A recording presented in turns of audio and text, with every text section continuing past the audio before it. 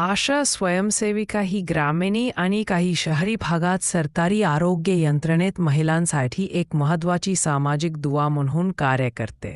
याची भूमिका अत्यंत व्यापक व सर्वसमावेशक आहे आणि समाजाचे आरोग्य सुधारण्यासाठी ती विविध जबाबदाऱ्या पार पाडते. आरोग्यविषयक जनजागृती, शौचालय, स्वच्छता, आरोग्य केंद्रातील सेवा आणि विविध आरोग्य योजनेबाबत समाजात जागृती निर्माण करणे हे आशा स्वयंसेविकेचे प्राथमिक कार्य आहे.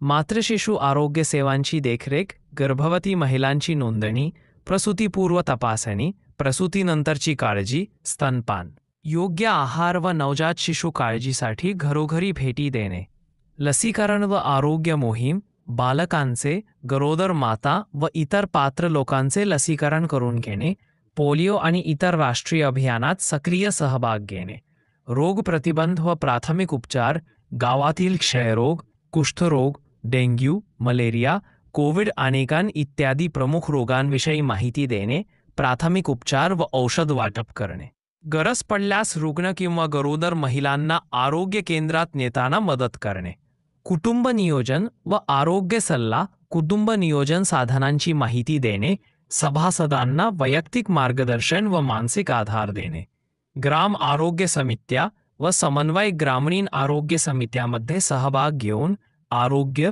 पोषण, पाणी पुरवठा व स्वच्छता योजनांमध्ये देखरेख व मार्गदर्शन करणे, जनगणना व आरोग्य सर्वेक्षण, गावातील लोकसंख्या, आजार, विशेष करून लहान मुलांवरील आजार किंवा महामारी दरम्यान सर्वेक्षण करून अहवाल तयार करणे, कोविड किंवा महामारीसारख्या संकट काळात घराघरात जाऊन सर्वेक्षण व आवश्यक ती मदत पुरवणे, रुग्णांचे सर्वे व संपर्क तपासणी करणे हे देखील आशा स्वयंसेविकेचे महत्त्वाचे काम आहे. आशा स्वयंसेविका आपल्या गावाच्या आरोग्य दूत म्हणून काम करताना आरोग्य सेवा प्रत्येक घरात हे ध्येय बाळगते आणि स्थानिक रहिवासी असल्याने समाजाच्या विश्वासाचा केंद्रबिंदू बनते.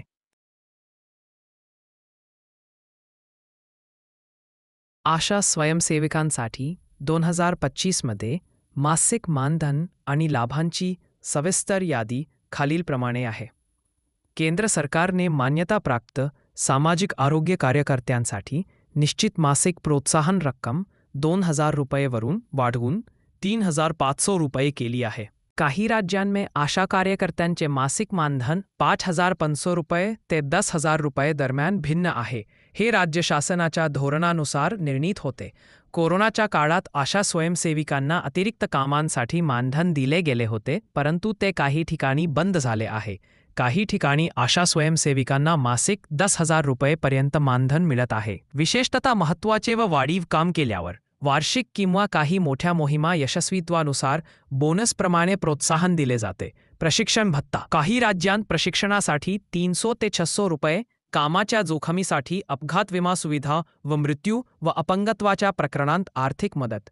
कोविड काळातील जोखमीसाठी विशेष मानधन वाढीचा प्रस्ताव चालू आहे.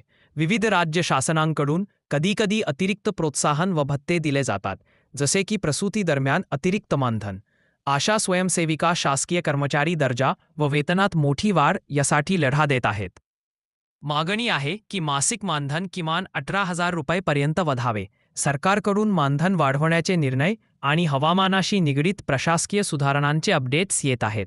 सरासरी मासिक मानधन सुमारे 3,500 रुपये ते 10,000 रुपये दरम्यान असून अतिरिक्त जोखीम भत्ते, प्रशिक्षण भत्ते व विविध प्रोत्साहने यामुळे हा आकडा बदलत राहतो.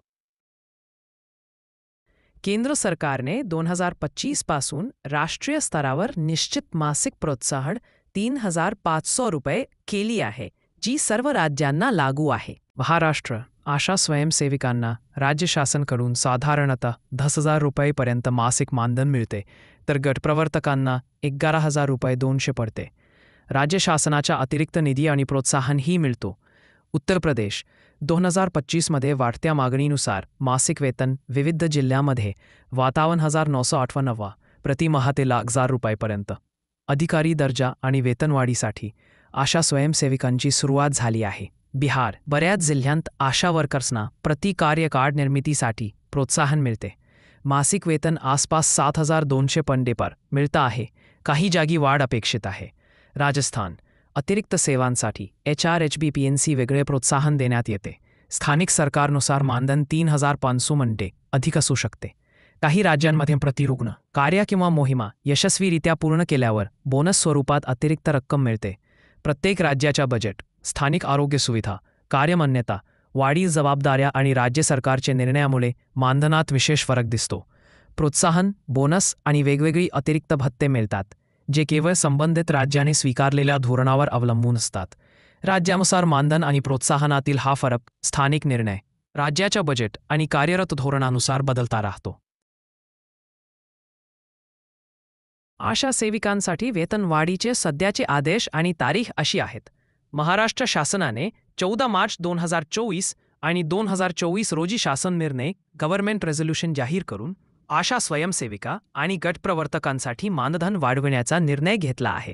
या निर्णयानुसार एप्रिल 2025 पासून महाराष्ट्रातील आशा सेविकांचे मासिक मानधन 10,000 रुपये आणि गटप्रवर्तकांसाठी 11,200 करण्यात आले आहे.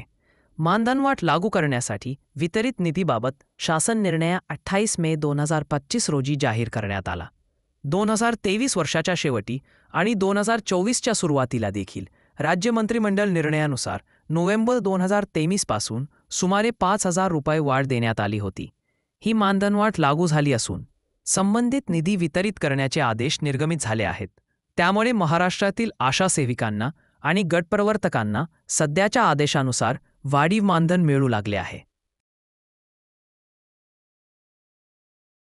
आशा सेविकांसाठी वेगवेगळ्या शासकीय लाभ, मानधन, भत्ते, विमा योजनेचे पैसे, प्रशिक्षण भत्ते, पुरस्कार इत्यादी मिळवण्यासाठी अधिकृत अर्ज प्रक्रिया खालीलप्रमाणे असते. सर्वाधिक शासकीय लाभांसाठी ऑनलाईन क्लेम अर्ज प्रक्रिया लागू आहे.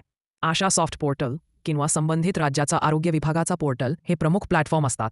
महिन्याच्या 1 तारखेपासून ते 30-31 तारखेपर्यंत कामाची क्लेम एंट्री प्रत्येक आशा सेविकेला पोर्टलवर करावी लागते. त्यानंतर संबंधित आरोग्य केंद्र PHC-CSC अथॉरिटी क्लेम एंट्री तपासते व संमती देते. जिल्ह्यातील मुख्यालयातून अर्जाची अंतिम छाननी व मंजुरी मिळाल्यावर लाभाचा निधी थेट बँक खात्यात वर्ग केला जातो. कामांची नोंद, महिन्याचे संपूर्ण काम रजिस्टरमध्ये व ऑनलाईन पोर्टलवर अपलोड करा. 2. अर्ज क्लेम फॉर्म नीट भरा. फॉर्ममध्ये आवश्यक माहिती व स्वाक्षरी असावी. 3. प्रमाणपत्र जोडणे, हजर असेल तेव्हा प्रमाणपत्र, आधार कार्ड, बँक पासबुक, कामाची यादी यांचे स्कॅन जोडावे. 4. शासनमान्य पोर्टलद्वारे अपलोड. फॉर्म संबंधित वेब पोर्टलवर किंवा केंद्रावर जमा करावा. 5. प्रक्रिया व मंजुरी. प्रथमतः आरोग्य केंद्र, मग तालुका जिल्हा स्तरावर कागदपत्रांची पडताळणी व मंजुरी. ज्या ठिकाणी ऑनलाईन सुविधा नाही तिथे प्राथमिक आरोग्य केंद्र, आरोग्य सहाय्यकांकडे अर्ज सादर करता येतो. सर्व माहिती, कामाची यादी आणि आवश्यक कागदपत्रे द्यावीत. महाराष्ट्रात आशासॉफ्ट maha.gov.in किंवा स्थानिक जिल्हा आरोग्य विभाग पोर्टल. इतर राज्यांतही या पद्धतीच्या सरकारी पोर्टलचा वापर केला जातो. सर्व लाभ, प्रोत्साहनाचा अर्ज वेळेत व सर्व कागदपत्रांसह भरावा, म्हणजे मंजुरी व निधी मिळण्यास विलंब होत नाही.